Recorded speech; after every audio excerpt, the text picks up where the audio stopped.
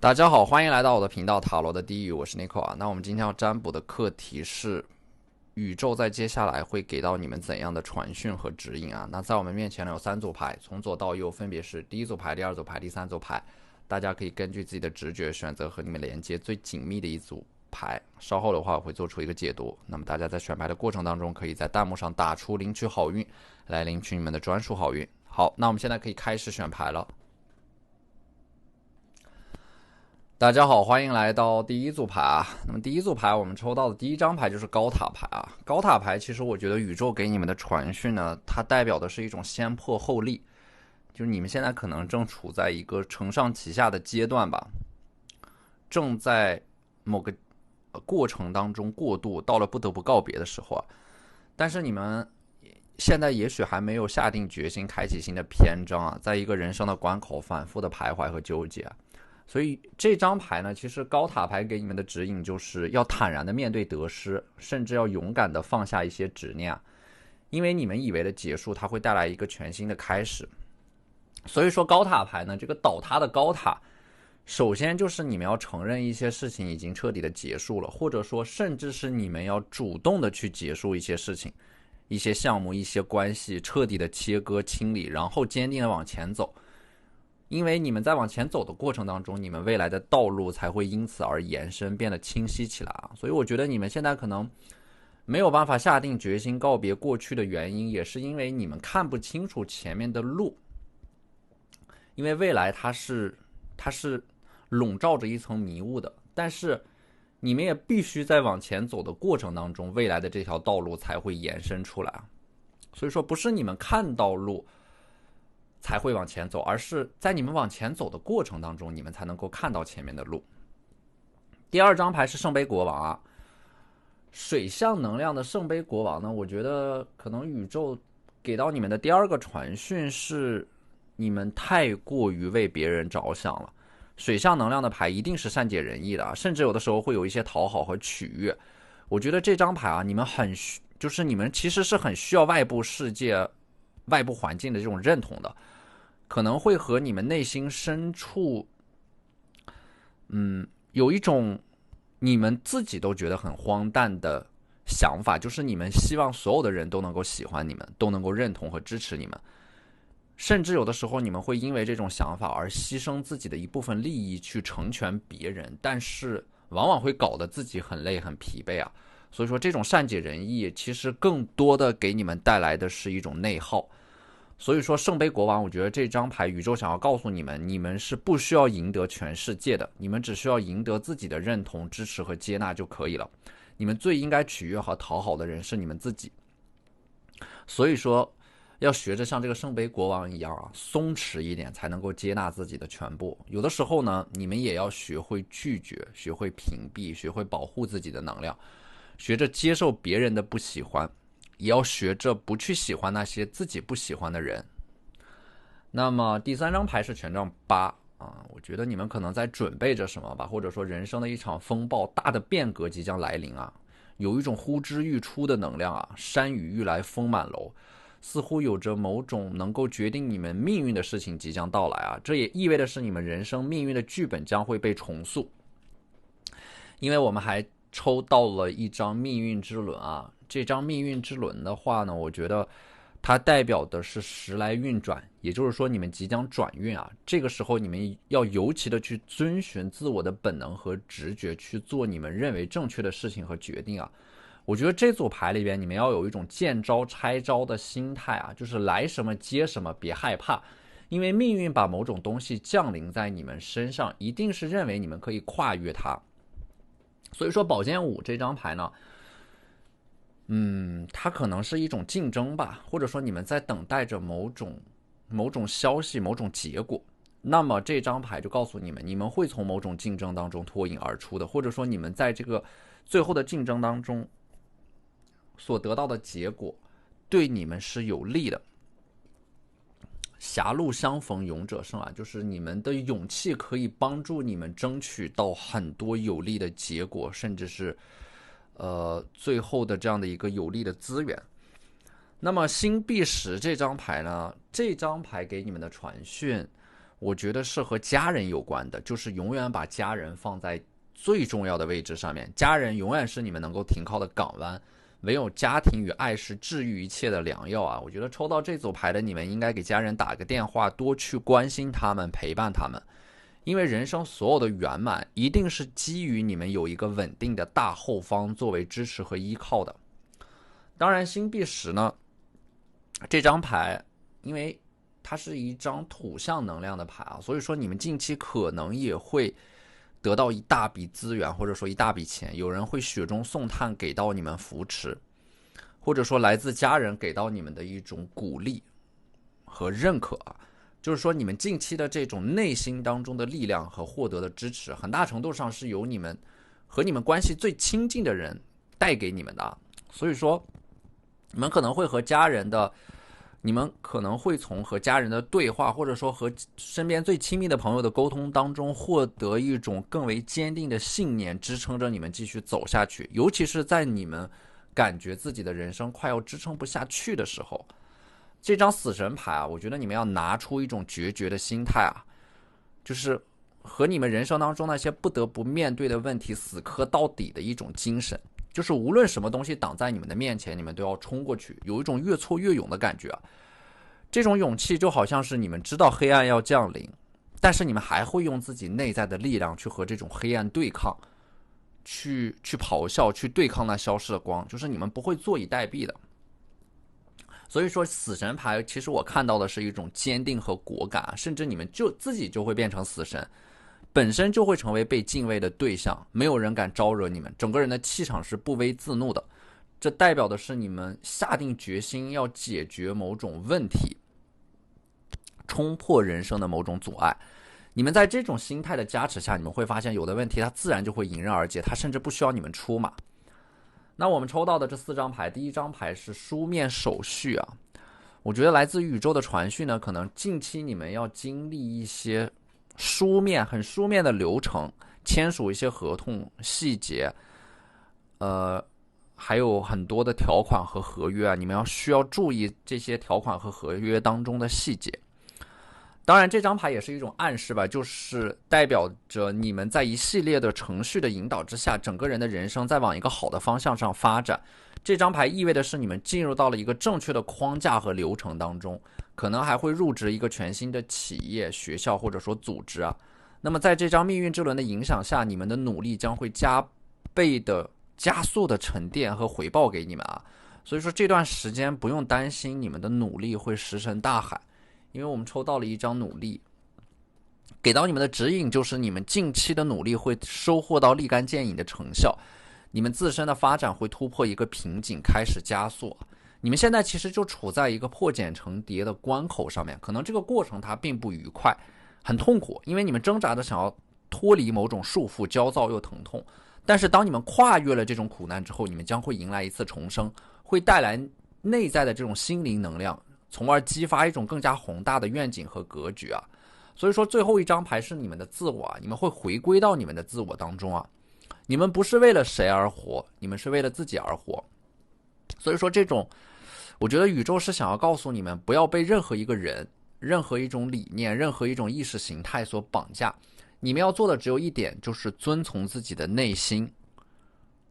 做自己想做的事情，按照自己的方式度过一生啊，回到属于自己的赛道上。凡是符合你们性格的东西就是正确的，凡是违背你们的性格和内心当中的声音就是错误的，凡是滋养你们的就是正确的，凡是消耗你们的就是错误的。以你们的感受作为唯一的指导标准，如果你们能够在漫长的岁月和生命当中不停地坚持自我，那么这就已经足够伟大了。好，那这就是我们这期视频的全部内容了，非常感谢大家的收看。如果你觉得我的视频对你们有帮助的话，可以在我的视频下方留言点赞，或者你们的支持就是我最大的动力。那我们下期视频再见，拜拜。大家好，欢迎来到第2组牌啊。那么第2组牌的话，我们一上来抽到的前4张牌其实都是对立塔罗当中的逆位牌啊，因为这4张牌其实这个逆位牌就代表的是一种人物当中的黑暗面啊，或者说你们现在可能正处在人生的一个至暗时刻当中啊，就是它前4张牌都是逆位，说明你们的人生正处在一个大水逆当中啊，好像无论做什么事情都是阻力重重、一波三折的感觉，有可能是很多的事情和问题集中在了某一个阶段爆发出来，让你们措手不及啊。所以我觉得这组牌你们现在可能就是在努力的去对抗这种黑暗和虚无啊，有一种千疮百孔的感觉，想要解决问题，但是却又无从下手。正在经历着某种剧烈的情绪波动啊，感觉自己的内在被堵住了，喘不上来气。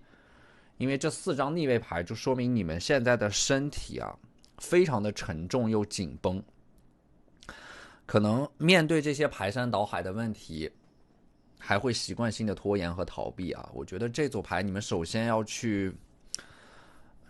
处理你们的负面的这种情绪和能量吧，就是不要去对抗和排斥他们。因为这种情绪它会来也会走啊，它是一个非常自然的能量释放的过程啊。包括这些问题的出现，它也是一个释放的过程啊。如果这些问题不出现啊，那么内在的风险就会像雪球一样越滚越大。所以说这种问题的出现其实是一个好消息，代表的是你们人生的某种风险的初期。在这个风险出清之后啊，才能够往上走，它是一个事物发展所必须要经历的阶段和过程啊。所以说我觉得你们现在的心态就非常非常的重要。如果你们能够在黑暗的角落里去选择看到那些光明，所有的力量才能够集中在你们的手中啊。当然所以说你们的这种现在所经历的人生的至暗时刻，它同时也是一个蜕变的时刻啊。这个审判牌还有高塔牌呢，我觉得它就是一种极致的能量的转换啊，两股能量在博弈，在对抗啊，在你们经历的这样的一种彻底的这样的一种能量的转换之后，你们就会突破啊。所以说在这个关口你们可能会反复的徘徊啊，纠结。现在的话首先要做的就是让自己慢下来，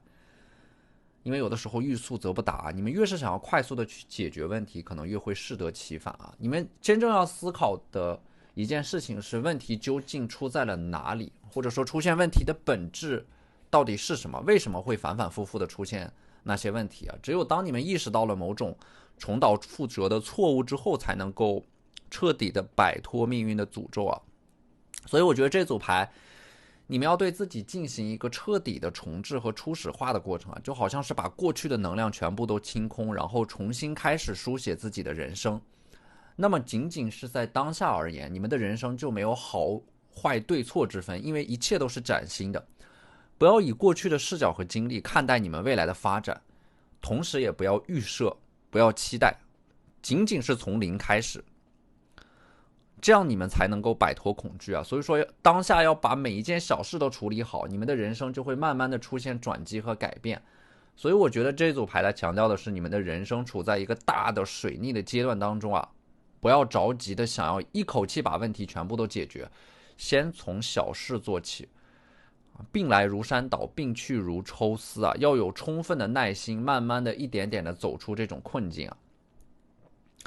所以说这个魔术师这张牌是我们这组牌里面唯一的正位牌啊。那么正位的魔术师就代表的是你们在经历了这样的一个人生的至暗时刻之后啊，将会触底反弹，开启一个人生的全新的篇章。那么接下来我们抽到的这3张神谕卡呢，第一张牌是表面功夫啊。我觉得表面功夫的话，可能宇宙给你们的这个传讯呢，就是你们要警惕一件事情啊，不要为了努力而努力，不要仅仅是停留在表面，很多东西它都是无效的。就好比是你们在准备一个考试，为了缓解自己内心当中的焦虑，而不断的刷题，不断的机械的重复着某种行为，这个过程它可能是不带有思考的，它只是为了让你们看起来很忙碌而做的一种无效的工作。所以说我觉得这张牌是在提醒你们啊，你们接下来做的每一个决定和行动，它应该都是经过深思熟虑的，直达本质的，而不是仅仅是停留在表面的。第二张牌呢，共同作业啊，我觉得这张牌宇宙给你们的传讯可能就是，如果你们依靠环境的力量带来的改变，可能这种改变反而是更持久的。或者说能够帮助你们更快的走出困境啊，就是共同作业，你们要找到一个能够帮助你们、给你们带来积极能量的这样的一个环境，因为你们比想象当中的要更加受到周围环境的影响，所以说你们现在的这个水逆可能也会和你们所处的环境有关，换到一个合适的积极的环境当中，能够帮助你们更快的走出困境。共同作业的话呢，其实也是你们要去寻求一些帮助啊，向外寻求一些帮助，因为有些问题可能光靠你们自己是无法解决的，你们要站在巨人的肩膀上去寻求某种合作，或者说寻求某种思路上新的思路的开辟啊，通过交流和沟通，能够让你们对于一些问题的解决产生新的想法。那么第3张牌呢是传播者啊，我觉得传播其实它是有关于什么呢？有关于分享，有关于传播，有关于创造啊。传播者的话，我觉得意味的是你们未来可能会成为一个公众人物，和公众产生某种连接，会受到很多的关注，站在舞台上表演自己啊。传播者这张牌，我觉得它是和内在的这种能量的流动有关的，就是你们必须要让自己自身内在的能量流动起来，只有当你们内在的能量流动起来的时候，这种能量才是真正属于你们的。就好比你们去跑步，看似挥洒了体能，但是却振奋了精神啊。所以说，如果你们能够养成这种习惯，可能每次跑完步以后还会觉得身体灵巧，思维敏捷。所以说，你们就是当你们让自己的能量流动起来，或者说把这种能量分享出去的时候啊，你们才会真正的拥有它。所以说，古人曾经说：“欲先取之，必先予之。爱出者爱返，福往者福来。”其实都是这个道理，就是让能量流动起来的时候，它才是真正属于你们的。让自己的身体动起来，让自己的能量流动起来，这个时候你们的人生也会开始流动和好转。这种流动呢，它可以从一件件小事开始，比如说预先制定一个新的触手可及的小目标。这个目标可以小到当下你们就可以去整理自己的房间，给自己做一顿饭，发展一个爱好，学习一个新的技能。我觉得在这个过程当中，它会重新的树立和建立起你们的自信。你们要问一问自己啊，为什么还爱着这个世界啊？未来有什么样的美好值得你们坚持下去啊？我想必这个问题你们心里边还有答案的。所以说，不要小看这一件件小事啊，就是每当你们完成了一个小目标之后，它都会产生一种治愈你们的能量，给到你们一种正向的鼓励和支持。然后就会推动着你们不断的完成一件又一件的小事，通过这样的方式积少成多，聚沙成塔。这个时候你们的命运就会重新的开始转动起来，帮助你们走出当下的这样的一个至暗时刻。好，那这就是我们这期视频的全部内容了，非常感谢大家的收看。如果你觉得我的视频对你们有帮助的话，可以在我的视频下方留言点赞，或者你们的支持就是我最大的动力。那我们下期视频再见，拜拜。大家好，欢迎来到第3组牌啊。首先第3组牌我们抽到的第1张牌是圣杯4啊。我觉得首先这张牌宇宙给你们的传讯呢，就是你们在当下应该关注一些生活当中那些微小的琐碎的美好啊，因为这些琐碎的美好能够帮助你们去抵御那些糟糕的生命能量，比如说出去晒晒太阳，养一只宠物，去海边走走，或者说给老朋友打个电话，这些都能够让你们重新活过来啊。当然这个圣杯4它还有一个更大层面的这个指引呢，我觉得它是有关于你们要活出真正的自我这样的一个指引。就是你们可能现在内心当中有很多很浪漫的想法和人生规划，但是同时你们又被很多的责任所束缚，让你们觉得可能你们所想象当中的那种浪漫的生活不属于你们，或者说可能你们要等到自己变得很有钱以后才能够配得上那种生活。但是我觉得这张圣杯4就告诉你们，你们现在就可以勇敢的去追求你们想要的那种人生啊。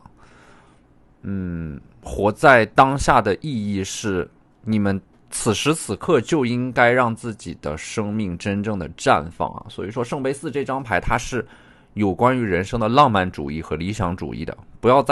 要死气沉沉的在某种世俗当中沉沦。你们生来就是被某种更崇高、更伟大、更浪漫的愿景所驱动的，所以说不要放弃那些很浪漫的想法啊，那些想法它是你们真正的活在这个世界上的证明啊。所以说这个圣杯4其实是鼓励你们去追求那些你们真正想要的东西的，甚至呢可以先把世俗和责任放在一旁啊，因为这组牌里边我觉得你们追求自我才是你们生命之旅朝圣的终点。那么宝剑6这张牌呢，我觉得这个宇宙给你们的指引是你们当下需要有一种屏蔽力吧。这种屏蔽力是因为就是你们在这个现实的世界当中啊，可能在被一些无意识的东西所裹挟，在被一些意识形态所裹挟，甚至是绑架。这种屏蔽对你们来说就是一种保护啊，眼不见心不烦，就是有太多的东西在消耗你们啊，甚至是世俗的东西在腐化你们，在侵蚀你们的思想，在影响着你们，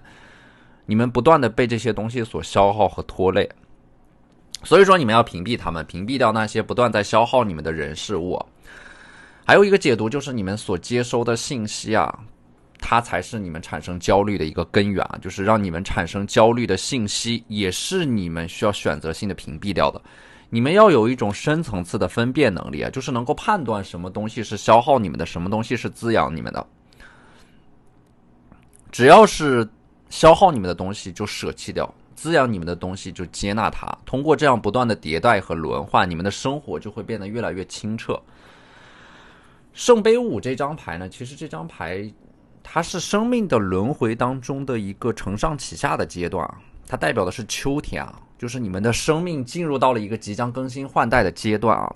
你们要接纳很多东西，舍弃掉很多旧的能量，要果断的拥抱变化，做出选择。所以说这张牌是提醒你们不要活在过去，或者说不要活在过去的回忆当中啊。我觉得抽到这组牌的你们可能是一个非常非常念旧的人吧，嘴上说着过去的那些人和事你们已经毫不在意了，但是内心深处还是会怀念和甚至是感伤啊。其实你们没有自己想象当中的那么果敢和坚决啊，但是你们也很清楚过去发生的事情已经无法改变，所以为了避免那些错误重蹈覆辙，你们必须的勇敢的走入未来。那么第4张牌节制啊，节制其实是有关于欲望的一种克制。但是呢，我们提到欲望这个东西的时候呢，它其实我们对它总是带着某种偏见，好像一提到欲望它就是邪恶的负面的，其实不是。因为我们人就是被欲望所驱动的啊，我们就是被某种生命意志所驱动的啊，这种生命的意志也是一种欲望啊，它是一种活下去的欲望。所以说没有欲望也就没有行动，没有生命啊。所以说这里的欲望，我觉得你们是要平衡好大欲望和小欲望之间的关系啊。比如说你们的人生有着某种大的目标和渴望想要去实现它的时候啊，你们就要有意识的去节制自己的小欲望。就好比说你们要减肥，那么体重就是一个更大的目标，但是美食带来这样的一种满足呢，它就是一种小欲望。所以说你们要分清楚这种小欲望和大欲望之间的关系，它有的时候往往是冲突的。如果你们要有更大的追求，更大的欲望，那么你们就要去有意识的克制自己的小欲望，为了大的欲望而牺牲自己的小欲望，去达到这样的一种关于利益和欲望之间的取舍和微妙的平衡。那么星币2这张牌呢，星币2其实我觉得这张牌很简单，就是当下就可以行动了，有些事情你们现在就可以开始去做了，不需要你们继续等待，不需要你们等待那个所谓的最好的时机，现在就是最好的时机啊。因为有的时候并不是通过等待才能够得到那些机会，最好的机会往往是通过行动创造出来的。那么这张星星牌呢，这张牌给你们的传讯就是要利用好夜晚的时间啊，它能够帮助你们实现很多的目标，尤其是在深夜的时候啊，在夜深人静的时候，你们才更能够看清楚自己内心深处真正想要的是什么。要记住一点，就是了解你们自己，认清你们自己，比你们生命当中的任何一件事情都更重要。如果你们不知道自己想要的是什么，你们的生命就会永远的被困在某种牢笼当中，失去方向和意义啊。所以说星星牌其实它也是有一个清空自己的过程吧，就是把所有的一切，除了你们自我之外的一切，其实它都是非必要的。星星牌这张牌同时也是做减法，需要有一个释放的过程，可以把你们积压的内在的这种情绪、委屈、黑暗、压抑、痛苦，全部在一个深夜把它释放出来，可以大哭一场，或者说去做一些你们之前一直想做但是又不敢做的事情啊。但是在释放之后，你们才能够重新回归到那种轻盈的状态。我觉得可能你们一直以来都活得太累了，你们之前一直都不是在为自己而活，而是在为了某种责任和义务而活，为了某种期待而活。这种期待是别人给你们的期待，所以说你们没有活成自己想要的那种样子，会感到非常的痛苦啊。所以说清空它也是留出空间，能够让你们重新找回自己的一个过程啊。在这个过程当中，在这个阶段里边，我觉得你们要允许自己脆弱，甚至是允许自己失控，允许一切都会发生，这样你们才能够接纳了所有可能性之后重新开始。所以说这个星币10呢，我觉得它就是在你们经历了这样的一个寻找自我的阶段过后啊，你们会重新找到自己人生的方向、使命和意义啊，会踏上一段人生的新的旅程，开启新的篇章啊。你们要相信一点，就是你们其实是有力量度过任何的难关的，甚至你们过去所遇到的那些你们以为没有办法过去的难关，其实你们都熬过来了啊，都一步步走过来了。所以说关关难过关关过，步步难行步步行啊。那么这个接下来啊，星币10所代表的新的开始意味的是什么呢？意味的是我们抽到2张牌，一个是高阶职务，还有一个是培训和实习啊。所以说这个可能在事业上面它的这样的一个新的开始的意义对你们来说更重大一些啊。因为高阶职务的话，可能有的人在接下来会有一个职位的变动啊，工作上会担任新的职务，而且呢，这个新的职务会打开更多的权限和职责，类似于是升职啊，职位的升迁和变动，你们可能会成为一个决策者、高级的管理者，去主导一件事情或者说一个项目的发生。那么培训和实习呢，对应的是一部分人可能马上要告别一个旧的身份，然后进入到社会当中，或者说迎来你们的第一份工作，或者说开启一份全新的工作，甚至是行业和领域。你们作为一个新手将会快速的成长啊。那么我们抽到的第3张牌是虚假的承诺啊。这张牌我觉得宇宙想要告诉你们的是，或者说想要提醒你们的是，不要随便的轻易的被一些不要随便轻易的相信任何的承诺啊。所有的东西呢都是耳听为虚，眼见为实。相信你们所看到的，但是不要相信你们所听到的。你们所接收到的或者说听到的那些信息呢，一定要亲自的去验证它。那么第4张牌呢是歧路啊。这张牌呢，我觉得对应的可能是你们之前在一个错误的道路上狂奔了很久啊。但是这张牌其实是关于你们人生的一个自我修正和自我定位，就是你们会修正过去的某个错误，重新回到人生的一个正轨上来，说明你们深刻的反思了自己在过去犯下的某种错误之后，你们的认知得到了一个提升，它是一个拨乱反正的过程啊。而且呢，我觉得这个歧路这张牌，其实抽到这张牌也很正常。